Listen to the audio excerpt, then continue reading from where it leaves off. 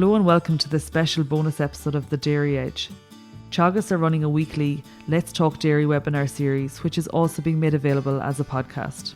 On this week's webinar, Stuart Childs discusses the current grass situation on farm as we aim to build cover, its impact on feed supply and fertiliser strategy leading into the autumn. So today I'm actually back on the grass again. I suppose I spoke about it 4 weeks ago now at this stage in terms of trying to hit the targets and the objectives that we have in relation to that. And I suppose things have taken a bit of a turn in the meantime. The beauty of an autumn or an August heat wave is the lovely temperatures, etc. But it does actually have an impact in terms, especially on top of the summer that we've had all along in terms of kind of stumbling along and not particularly fantastic growth, so poor conditions coming into the dry spell as well. So we're in a bit of a backward position really. And if we look at the figures that the lads produced there on Tuesday from PastureBase, they're showing that the stocking rate is, we'll say basically average farm covers are at 675 kgs per hectare, which means given that we're on the 18th of August now today, that we're on the date that the lads published that pretty much, we're about 75 kgs per hectare behind target for any farm that stocked the 3 livestock units to the hectare or higher. If we're on a lower stocking rate or cow to the acre type scenario, and if we're fortunate enough that there's silage ground coming back into the equation to bring stocking rate down to that, then it's not so bad from the point of view that we're actually okay if we're actually in a position where we could potentially take out some ground. But for the vast majority of cases, we're probably a little bit on the brink in terms of trying to build cover.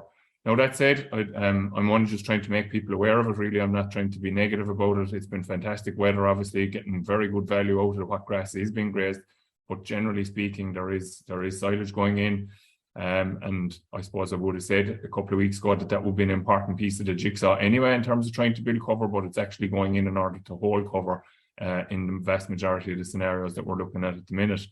And then we have very big variation, anywhere from 2 kilos of meal going in, depending on location, up to 6 kilos of meal, all in an effort to try and keep cows fed. The only positive, I suppose, is obviously, or the other positive is, of course, that milk price is strong and has gone stronger again, with several of the co-ops already increasing for July milk.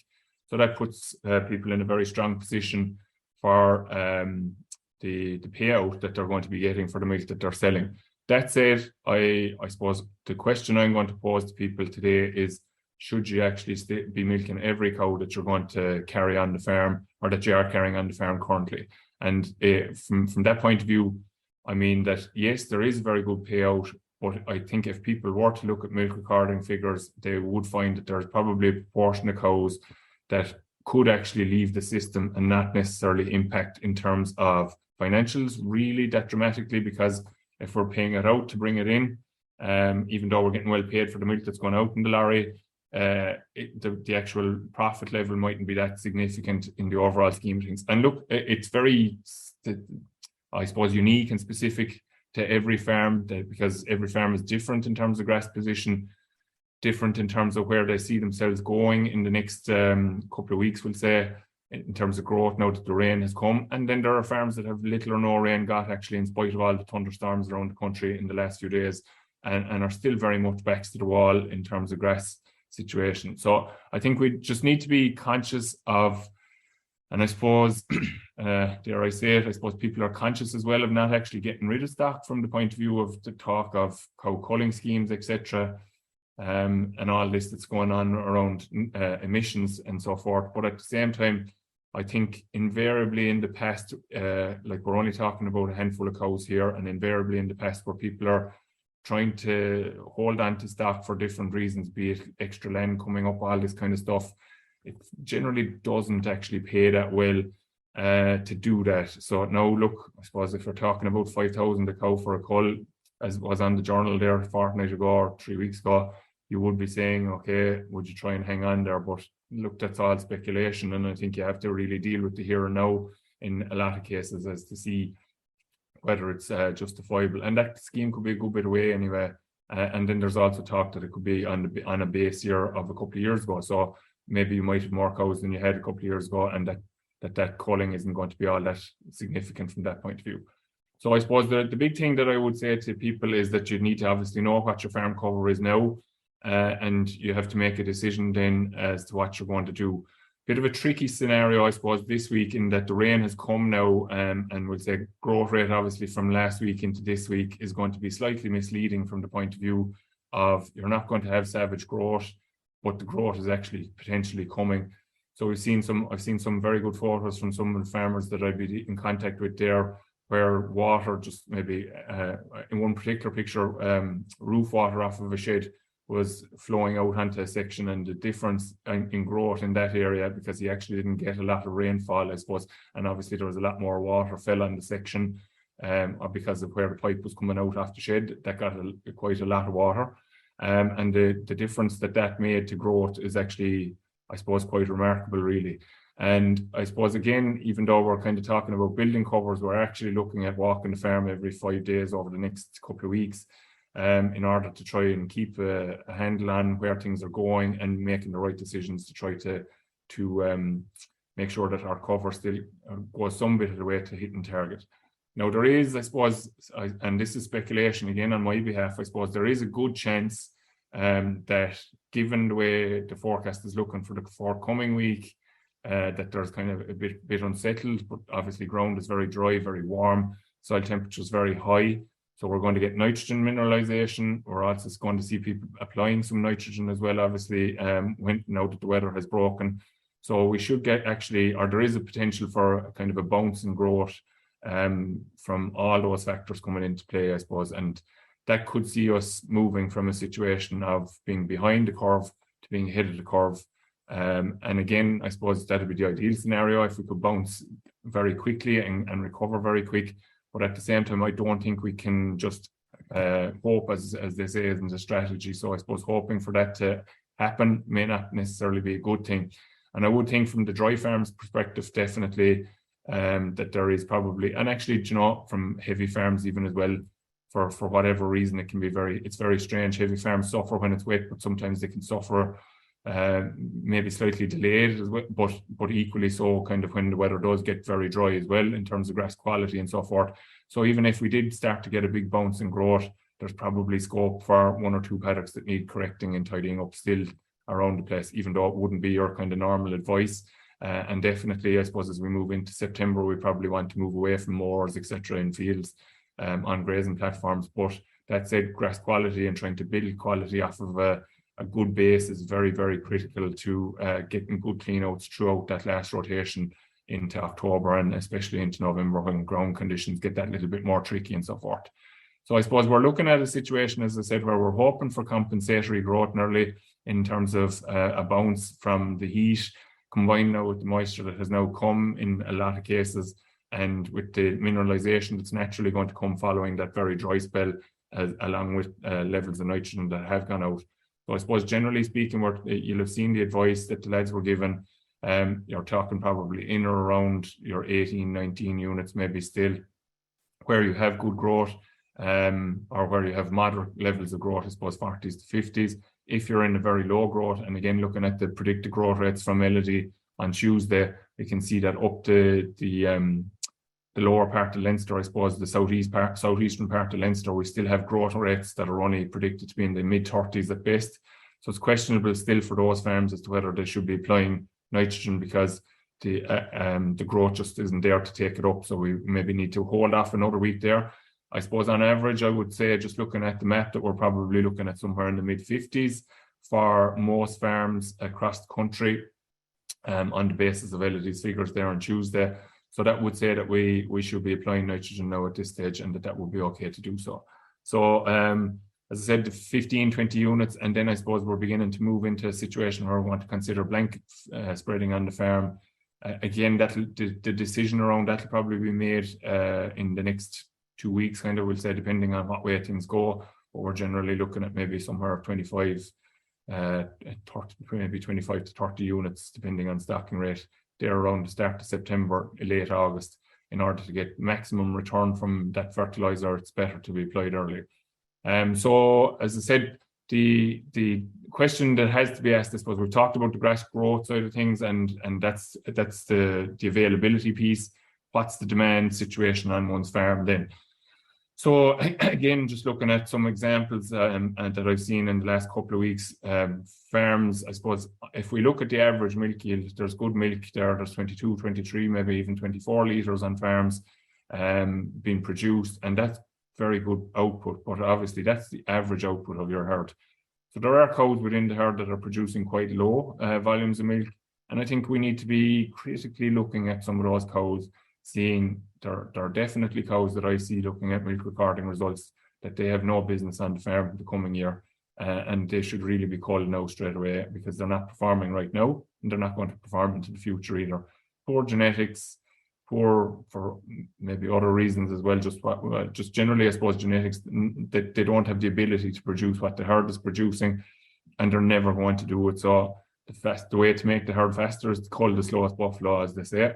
So I think people should, if under severe pressure for grass, should really look at knocking out some of these underperforming cows, and look at the figures, look at your most recent milk recording, see what were they doing. And as I said, again, you have to, they are producing quite a sum of money, I suppose, in reality. If you look at it, 20 litre, a cow's producing 20 litres at the moment are going to be generating incomes of €12 a day per head, like on the basis of a 60 cent a litre milk price, and it's actually higher than that probably, to be honest. So they are generating a fairly substantial income on a daily basis, obviously, like if we say call it €10, €70 a week that they're producing. Obviously they're eating meal, they're maybe eating silage then as well, and they're obviously reducing the grass availability for all the other cows as well. So you just have to factor those kind of things in. And again, I'm not talking about significant numbers of cows. I'm talking about taking out just underperforming cows that you just have to ask the question, is it worthwhile pushing hard to feed them when you could potentially actually increase availability of grass for other cows, or actually help yourself reach the target? So very crudely, I like just doing a sum of, if we say, using 150 kilos, or if they're eating 150 kilos of grass, if you took out 10 cows at 15 kgs of grass per head, then that's obviously, in a 100 cow scenario, it's increasing the grass allowance available to the other cows by 1.5 kilos. So that could actually be the difference in between actually having to go feeding silage and maybe getting away with just feeding meal to build your cover. It's also obviously going to help to reduce your demand somewhat. So it reduces your demand, and you're also increasing your farm cover then as well, because you're increasing the difference between your demand and your potential growth, which, as I said already, we'll be hoping will be that little bit on the higher side, or on the stronger side, with the moist draft coming now. So look, I'll just show you the targets here. Again, just to remind you, I suppose, share screen. So these are the targets, and then just a final summary then in terms of what people need to think about. Okay, so the rotation length is probably the big driver for people that aren't measuring. Ideally, lots of people now should be measuring because of derogation. Oh, gone too far forward, too fast. So like you can see here, mid-August, 25 days. The easiest way to implement that for people is actually just divide the farm up into 25 and not give the cows more than that area for the day. If that's substantially less than what grasses or feed demand is for the herd, between the meal and the grass that you're feeding, then obviously silage will have to go in at that point in order to fill the gap. And I suppose you want to try and basically increase that now by 2.5 days next week. So you're going to 27.5 day rotation. So your area that you're going to be allocating is going to reduce. Keeping the fingers crossed, we're hoping that the grass availability will increase, and that maybe the silage level mightn't have to be that significant, or maybe people will just continue to feed meal. But going back to what we spoke about a couple of weeks ago, you would say that it's more likely now than it was even then that people are going to have to feed silage in order to try and hit some sort of a target. Now, there is also that potential, and again, we're keeping the fingers crossed, that will actually grow quite strongly over the next number of weeks, and that will actually help rectify the situation.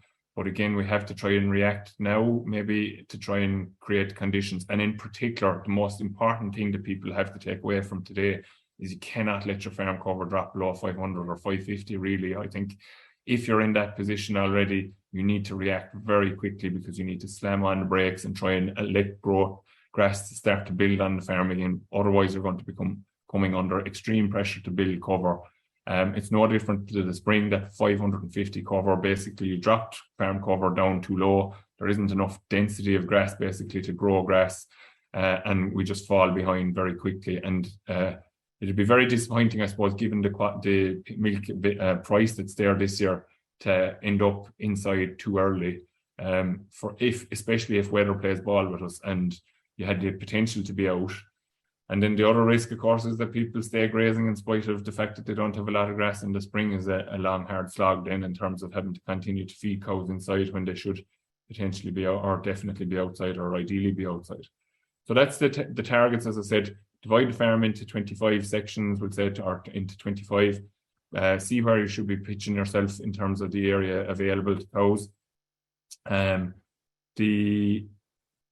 The situation, I suppose, around the moving forward then, as I said, is reducing that area, and again trying to keep that gap filled, whether that's meal, which is your first port of call, up to potentially, I suppose, 6 kilos, maybe providing some bit of straw or hay, maybe just as a fibre source, because the grass that you're grazing isn't going to be particularly fibrous potentially. So just to keep them balanced in terms of fibre access, allow maybe access to a bit of hay or straw. And you should be okay in terms of feeding up to 6 kilos from that point of view. If we go beyond that, we're looking at having to introduce more feed in the form of silage or something like that. So that's that piece. I suppose there's just one question in there: how much fertilizer should we put out going forward? Growth at 22, buffer feeding since May. Can't see it stopping now, back 2.5 ton on last year. So that pretty much sums up 2022 for me. It's been a kind of a year where it's just stumbling along, basically. No opportunity. The more people I talk to, the less bales the more I hear, less bales have been taken off the platforms this year. And it's not because of anything. So several people have asked the question, is it because of reduced fertilizer? But it's not down to that. It's down to the fact that there just hasn't been that kind of level of growth to sustain the farm, and it's been difficult to take out that surplus. And as a result, we're in the situation we're in. And the question of how much fertilizer, so I covered it there a little bit earlier. With a growth of 22 at the moment, you'd have to say it's pointless almost putting out fertilizer at the minute. You will probably get substantial mineralization. You're obviously on very dry soil, I would say, with a growth rate of 22. You have to wait until growth exceeds probably 35 or 40 to justify going with the fertilizer. And again, in your case, it's like we give blanket advice. It's very difficult to give blanket advice, obviously, because every case is different. There is possibly potential that there will be a good response to nitrogen that will be applied up to the deadline of the 14th of September in your case, because we're going to have very high soil temperatures, etc., and probably a growth that's going to carry as well. So just, I suppose, the final thing that I'd like to point out to people, I suppose, is there's a number of considerations. There's another question in there. Mineralization, I suppose. Mineralization is basically when the soils are dry, soil microbial activities basically ceases because there's no water for the microbes to act in. And when we get the soil getting reweighted, basically when we get the moisture, that allows mineralization of nitrogen actually that's in the soil, so soil nitrogen that's there naturally, basal soil nitrogen, and kind of the residual of maybe earlier applications of nitrogen that haven't been used because of lower levels of growth, makes the nitrogen available again. So in the past, I suppose, when we would have been using higher rates of nitrogen, we'll say your typical bag of Ken to the acre, or maybe 30 units to the acre, as people would have done. And I suppose we've learned a lot from the drought in 2018 in terms of application of fertilizer and growth rate and so forth. You would be seeing a scenario now where cows would get quite discontented, I suppose, over the next number of days, because nitrogen would surge up in the plant because of that mineralization, and that there was a lot of nitrogen in the soil to mineralize. I'm open to being corrected here now, but I would expect that probably won't be as severe going forward, given that we've definitely a lot lower nitrogen rates applied all along. So I suppose, like, the idea, if we talk to William Burchell about it, William will tell you that what you're applying in 20 units is enough to grow your 14 or 1500 cover. We haven't been necessarily growing that, I suppose, in the last number of weeks. So that means that there is nitrogen there available. And then when we apply the extra nitrogen that we will be applying when we're in our growth rates of our 35 plus kind of scenario, we have a moderate level, but a reasonable level to support growth, but not an excessive level that it's actually unsettling cows. So that's the mineralization piece. And that's why it's important that there's that background nitrogen being mineralized on an ongoing basis until we get to very exceptionally dry weather where, as I said, it ceases because there's no soil moisture there to keep the microbes active. So the last piece that I want to cover, I suppose, is in terms of this, if we are deciding to cull cows, we have to keep one or two things in mind. And that is, so I suppose just to summarize, farms that are greater than 3 livestock units to the hectare are currently behind target according to pasture-based information. There is a chance that we will get a compensatory growth now that the rain has come. We've gotten 25 mils here in the last number of weeks, or in the last number of days, sorry, with a little bit extra even in the falling this morning, and very good and warm conditions yesterday as well. So that's actually very strong growthy weather, I would say.